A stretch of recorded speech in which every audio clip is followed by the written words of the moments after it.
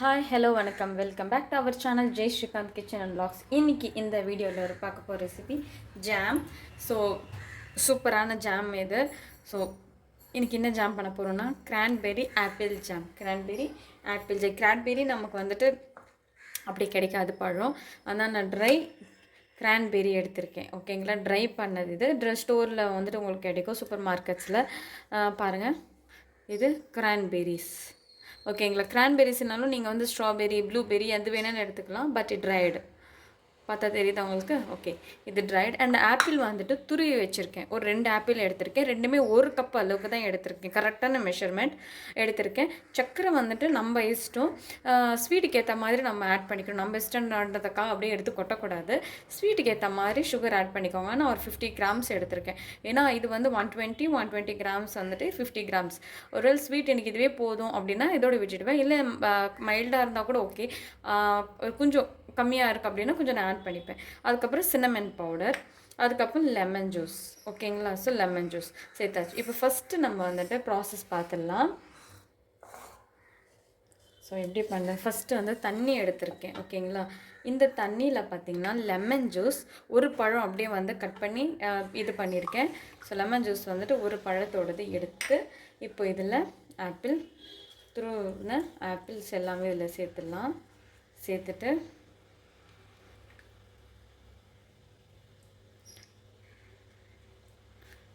அவ்வளோதான். இது வந்து பக்கத்தில் வச்சிடலாம். ஒரு 10 to 15 மினிட்ஸ் அப்படியே வந்துட்டு விட்டுடலாம். இப்போ நம்ம நெக்ஸ்ட்டு வந்து ஜாம் பண்ணுறதுக்காக கிரான்பெரிஸும் சர்க்கரையும் நான் எடுத்துக்கிறேன். ஸோ வந்துட்டு நம்ம இதில் தான் ஜாம் பண்ண போகிறோம். ஃப்ரை பேன் வச்சாச்சு. ஸோ இதில் கிரான்பெரிஸும் சேர்த்துக்கலாம். சேர்த்துட்டு தண்ணியும் சேர்த்துட்டு நல்லா கொதிக்க விட்டுடலாம் நம்ம இப்போ. ஸோ கொஞ்சம் நிறையவே தண்ணி நான் சேர்த்துக்கிறேன். ஒரு 2 கப்புக்கு தண்ணி, ஏன்னா ஃபுல்லாக வேகணும் இல்லையா. ஸோ அதை நல்லா நம்ம வந்துட்டு வேக வைக்க போகிறோம். So 2 cup. இதுவே பழமாக இருந்ததுன்னா நமக்கு வந்து சீக்கிரமாக வந்துட்டு வெந்துடும். ஸோ இது வந்து ட்ரைடாக இருக்கிறனால கொஞ்சம் டைம் எடுக்கும். ஓகேங்களா, ஸோ நமக்கு பழம் கிடைக்காது. மேபி உங்களுக்கு கிடைச்சிதுன்னா, நான் இருக்கிற இடத்துல கிடைக்கல, எனக்கு வந்து ட்ரைடான ஒரு இது தான் கிடச்சிருக்கு. உங்களுக்கு அந்த மாதிரி கிடச்சிதுன்னா நீங்கள் ஸ்ட்ரெயிட்டாக யூஸ் பண்ணிக்கலாம். எந்த பெரிஸ் வேணாலும் நீங்கள் யூஸ் பண்ணிக்கலாம். நான் கிரான்பெரி போட்டிருக்கேன்னா நீங்கள் ஸ்ட்ராபெரி போட்டுக்கலாம்.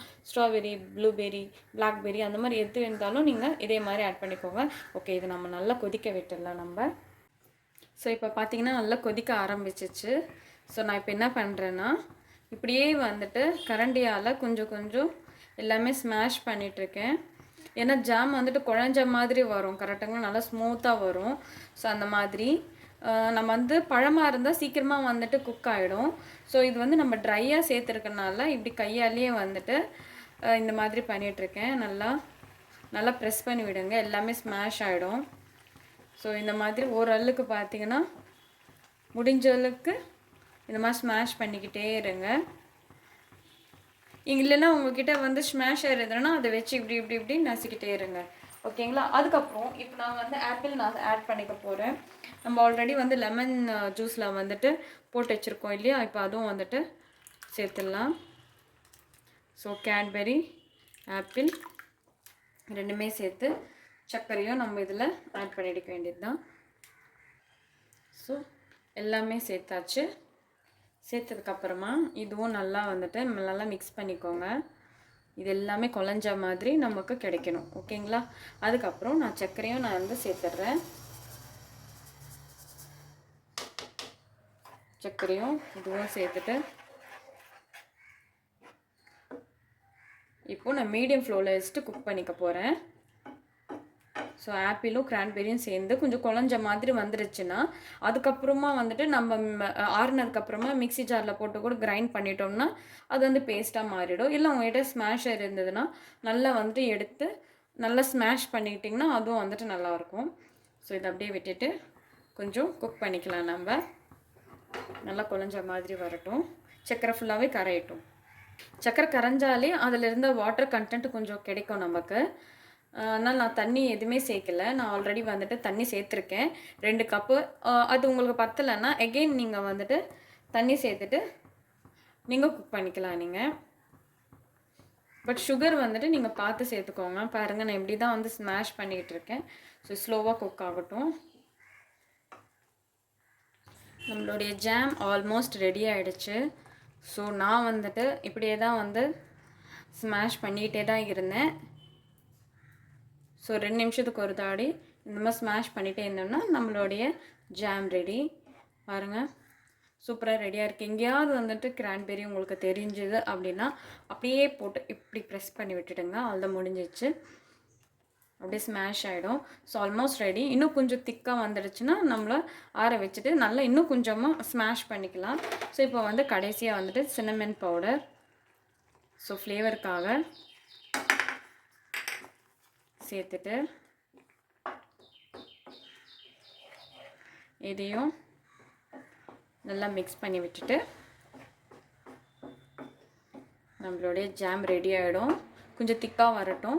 ஸோ திக்காக வந்ததுக்கப்புறமா ஆற வச்சுட்டு, நான் திரும்ப சொல்கிறேன் பாருங்கள், ஆற வச்சுட்டு அதை நீங்கள் நல்லா வந்து ஸ்மாஷ் பண்ணி விடுங்க. இல்லை ஸ்மாஷ் பண்ண முடியல அப்படின்னா மிக்ஸி ஜாரில் ஒரே ஒரு அடி அடிச்சுட்டு கம்ப்ளீட் ஆறுனதுக்கப்புறம் ஒரு அடி அடிச்சிட்டிங்கன்னா சூப்பராக ரெடி ஆகிடும். ஸோ என்னுடைய ஜாம் வந்து ரெடி ஆகிடுச்சு. சுகரை மட்டும் நீங்கள் அட்ஜஸ்ட் பண்ணிக்கோங்க. ஸோ நான் வந்துட்டு இப்படியே தான் வந்துட்டு ப்ரெஸ் பண்ணிக்கிட்டே இருக்கேன். ஸோ இதுவே வந்து குழஞ்ச மாதிரி வந்துடும். ஓகே, 5 மினிட்ஸில் நம்ம வந்துட்டு ஸ்டவ் ஆஃப் பண்ணி இறக்கிடலாம். ஸோ நம்மளுடைய ஜாம் சூப்பராக ரெடியாக இருக்குது பாருங்கள். அவ்வளோதான், நான் ஸ்டவ் ஆஃப் பண்ணிடுறேன். ஸ்மெல்லும் சூப்பராக இருக்குது. ஸோ நல்ல ஒரு ஆரோமா கிடைக்குது. ஸோ அவ்வளோதான் பாருங்கள். இதை அப்படியே எடுத்து நம்ம ப்ரெட் மேலே தடவி அப்படியே நம்ம சாப்பிட்டுக்கலாம். ஸோ இன்னமும் உங்களுக்கு வந்து அந்த கேட்பெரி இல்லைன்னா வந்து அது தெரிகிற மாதிரி இருக்குன்னா நான் சொன்ன மாதிரி தான் எடுத்து ஒரு தடவை ஸ்மாஷ் பண்ணிக்கோங்க. அப்படி இல்லைன்னா நீங்கள் மிக்ஸி ஜாரில் ஒரு அடி அடிச்சிங்கன்னா நம்மளுடைய ஜாம் மாதிரி வந்து மாறிடும். ஓகேங்களா? ஸோ அவ்வளோதான். இது கம்ப்ளீட்டாக ஆறுனதுக்கப்புறமா ஒரு ஜாரில் போட்டு வச்சிட்டோம்னா சூப்பராக ரெடி ஆகிடும். நான் ஆறுனதுக்கப்புறமா இந்த ஜாரில் உங்களுக்கு போட்டு காமிக்கிறேன்.